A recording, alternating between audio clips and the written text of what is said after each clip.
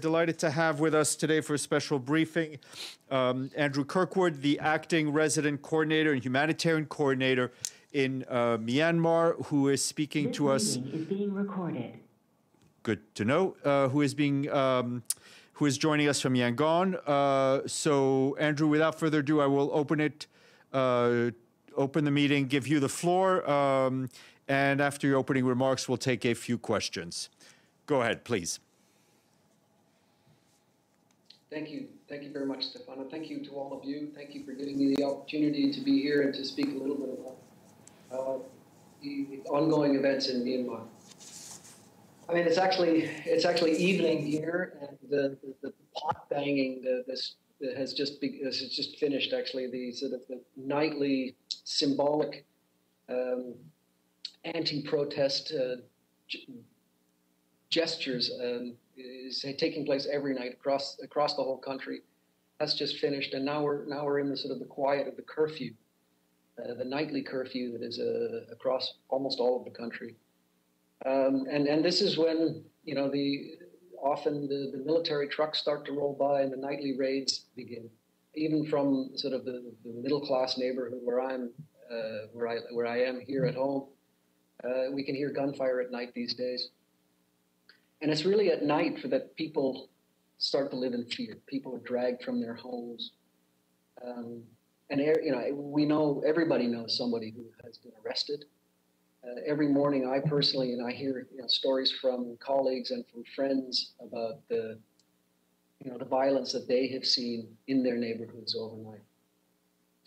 To date, at least 2,400 people have been arrested by the security forces because of their suspected participation in the demonstrations. The vast majority of these people are held incommunicado still, and we're hearing increasing reports of sexually based violence against detainees. We're also bombarded every day with images, graphic images usually, of the killing. At least 211 people have been killed in the last 7 weeks, and possibly many more. And this includes at least 15 children, some as young as 14. And I think it's really important to emphasize that many of these people have been killed through gunshots to the head by snipers for peaceful demonstrations. The army and the police have definitely increased the violence over the last couple of weeks in an attempt to get control of the situation. But the protests and the resistance continues. It's led by doctors and nurses and teachers and truck drivers and farmers who have all coalesced under this civil disobedience movement, or the CDM. I mean, it's really kind of hard to convey the significance of the events of the last 7 weeks, but I think it's fair to say that really the future of the country is at stake. And it's a historic moment for the country, for sure, but I think it's also a really important moment for the region. I don't think there's any question that there are important regional implications of the current crisis. From the United Nations point of view, it is really important to emphasize that this situation could get worse and spin totally out of control. About 2 million people now here in Yangon, 2 million people live in areas under martial law in the industrial suburbs, where military commanders now have complete judicial authority. Tens of thousands of people, just in the last few days, tens of thousands of people have fled those areas under martial law. There are really desperate images of families carrying everything that they can as they return to villages that they left a decade ago to come to the city for a better life. We're also, we're really very worried about an impending humanitarian crisis. The public health system has practically collapsed. The security forces have occupied 36 hospitals around the country, and in some cases, patients have been evicted from those hospitals. There's also an ongoing banking crisis, and which has caused major disruptions to supply chains and logistics. And the United Nations World Food Program has documented already in the last month an increase of food prices of about 20% in some places. I think it's also important to emphasize that all of this has happened in a very fragile context. Even before the coup, the United Nations was providing urgent humanitarian assistance to over 1 million people, and the coup has obviously complicated that due to the banking and logistics complications. But obviously, we're also worried about a big increase in the people who need humanitarian assistance, particularly because of the complete breakdown in the public health system. Nearly all COVID-19 testing and treatment has halted immediately after the coup. And I think as UNICEF has said today, there are 12 million students in the country who now risk losing another year of school after having just lost a year of school due to COVID-19. We're focusing now as the United Nations mainly on providing that humanitarian assistance to people across the country wherever we can in the current difficult circumstances. I'll stop there. Andrew, thank you very much, I think, for this vivid portrayal of what is going on the ground. We have a few questions, so we'll go first to Michelle Nichols from Reuters. Michelle? Hi, Andrew. Thank you so much for the briefing. Just a quick sort of logistical follow-up. Has the United Nations felt the need to evacuate any staff? No, we haven't. No? So no one's being evacuated? No. Okay, and then following on from that, what sort of engagement have you had with the junta during this time? We've had very little contact with them, and it's been kept to the absolute minimum in order to continue our humanitarian assistance. We've been running a bi-weekly humanitarian flight, for example, and there are getting landing permits and whatnot. But it's kept strictly to what's needed to do to keep the humanitarian assistance that we're trying to provide going. And then just two further questions. We heard from the special envoy a couple of weeks ago where she mentioned that there was sort of a waning hope in the United Nations and what it can do to help the people of Myanmar. And I guess frustration among the people that the UN should be doing more. What's your sort of response to that and some of the calls for the UN to be monitoring the protests? There's a huge expectation of the people on the United Nations. I think many people will also, you probably have seen people carrying placards with, how many more bodies. There's a huge expectation on the United Nations, but the entire international community. I think that, the Secretary General has been clear, the Special Envoy has been clear, many others have been clear, and we've been consistently clear in country that, in our messaging, the killing has got to stop. The arbitrary detentions really have to stop, and there has to be a respect. There has to be a respect by the authorities of fundamental freedoms and human rights. That said, we are doing everything we can in the current situation, and there is still frustration amongst the people here that the international community hasn't done more to date. Thank you. Next question will go to Susan. Sorry, go ahead. Go ahead, Michelle. There was just the question about possible UN monitoring of protests. We we are already doing. We're working with partners to ensure that the full scale of the human rights abuses are being monitored and documented. Thank you. Thank you. Next question goes to Suzanne Teherani. Thank you so much. This is Susan from We Are News. My question was regarding not only the humanitarian crisis, but also the issue of sanctions and whether or not there's been any talk of sanctioning by the Security Council for the army, and if perhaps that has been taken into consideration in any way. Thanks.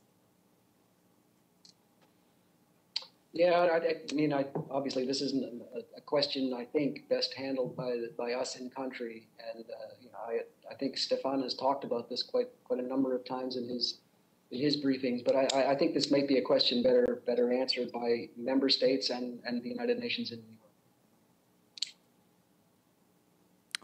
York. Okay, Edie Leder, Associated Press. Edie. Thank you very much for doing this briefing belatedly on behalf of the United Nations Correspondents Association. I wonder if you have access to all areas of the country, including Rakhine, the Shan states, and other places where there have been some violence even before this latest, before the coup. The situation is a very, very complex one. And in fact, our humanitarian access in Rakhine is one of the areas where we probably have better access now than we did before the coup.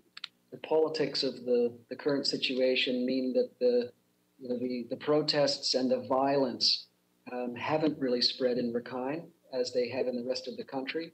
And so, in terms of humanitarian issues, it's a small bright spot in an otherwise quite dark picture. In many other parts of the country, yeah, there are places that we simply don't have full humanitarian access. And what places are those? Well, there are many parts of the country that are effectively controlled by armed groups that are not the Myanmar military. And some of those areas where there's ongoing fighting, we are not in a position to provide humanitarian assistance. And how would you describe the state of hunger in Myanmar? David Beasley of the World Food Program, talks about all of these levels. How is it serious at all in the country? I think that there are certainly, as I said before, the United Nations was providing humanitarian assistance, including food assistance, to 1 million people in the country before the coup. What we've seen since the coup is that fuel shortages and transportation disruptions have increased food prices by up to 20% in a month, which is really significant. I think what we may be looking at is a slow burning food crisis. But we're only 7 weeks into this. What we fear is that the situation really deteriorates as transportation links and people's access to agricultural inputs decreases. People are displaced from where they, from their normal homes and farms. So I think we haven't seen a significant increase in the people in need of food yet, but this is a huge concern for us over time. Thank you, Andrew. Margaret Bashir, Voice of America. Maggie? Hi, thank you, Mr. Kirkwood, for doing the briefing. You said, you know, what can the international community do? What more can it do? With your view from the ground, you know, we have bilateral sanctions and arms embargoes from several countries. I understand, you know, obviously not an international one from the UN, but what more do the people want the international community to do? And also, can you give us any update on the BBC reporter and the Mzima News reporter who were both arrested today? Do you have any information on their whereabouts? Have you heard from them? Yeah, I'm aware of the reported arrests, but if we don't have any information of their current whereabouts and how they are, where or how they are being held. I'm sure we'll get more information about that in the coming days. You know, in terms of what the people in the country, I mean, people are really looking for concerted international action in terms of sanctions. I think, you know, frankly, some people here want to see, you know, and peacekeepers and whatnot. The expectations amongst people here in the country are extremely high. But I think, you know, what they're also aware of is that you know, as I said earlier, the Secretary General, the Special Envoy, and us in country have been very consistent in our messaging about what's really needed. I think that what we need is you know, member state action and collective member state action in the Security Council. Thank you. Michelle, I think you had a follow-up. Michelle Nichols. Yes, thank you so much, Andrew. Just wanted to know, with regard to the Rohingya who are still in Myanmar, what are you seeing with regard to their treatment? Are there any concerns? Thanks. The situation for the Rohingya in Myanmar has not materially improved. That's for certain in the last year. And of course, it's important to emphasize that, you know, we are here coming off almost a year of the COVID crisis, and certainly the COVID situation complicated. It really has been a hardship for the Rohingya in Myanmar because, you know, it has really disrupted assistance to people there. I mean, especially those living in camps. So, and at the moment, the Rohingya living in camps or outside camps in Rakhine State have almost no access to health care. So, of course, we're hugely concerned about that. But no particular concerns with regard to their treatment by the military? Well, as I said before, the politics of this in country have evolved in an unexpected way, and the protests and therefore the military crackdown is probably at its lowest in Rakhine, and so the military presence in Rakhine at the moment is certainly lower than it was before the coup.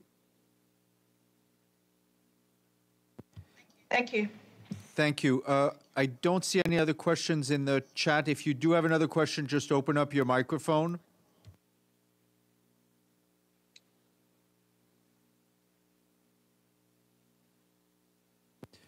Okay, Andrew, I think you are dismissed from the stand with our thanks, and thank you for. Please pass on our thanks to you, to your team, and the whole UN family for the great work you guys are doing in extremely difficult circumstances. And we hope to see you back very soon. Thank you. Thank you, Stefan, and thank you all of you. Good night. Thank you. Bye. Thank you.